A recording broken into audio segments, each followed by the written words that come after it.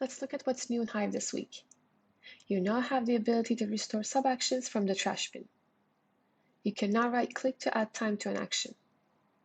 You now have the ability to schedule meetings and include sub-action assignees. And lastly, you can now mass follow or unfollow actions using the bulk editing option in table view. Let's start with the first update. You now have the ability to restore sub-actions from the trash bin. In addition to restoring parent actions and projects, you can now restore sub-actions from the trash bin as well. To do this, just head to the trash bin and choose the sub-action you would like to restore. You can now right-click to add time to an action. Users will now be able to quickly go through actions in status, team, or label view and allocate time with one click instead of opening up each individual task.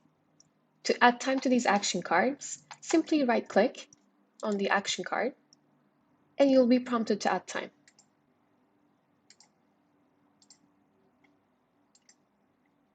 You now have the ability to schedule meetings and include sub-action assignees. With this addition to our schedule meeting feature, you will now have the option to include sub-action assignees in the meeting invitation. Previously, this button would only invite assignees on the parent action card to the meeting, but you'll now have the ability to control who is invited at a more detailed level. And lastly, you can now mass follow or unfollow actions using the bulk editing option in table view.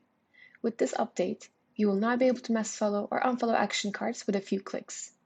To do this, make sure you're viewing your project in table view, select all the actions that you want to follow or unfollow, and right-click. From there, you'll receive this drop-down and can choose to follow or unfollow selected actions all at once. That's all we have for this week.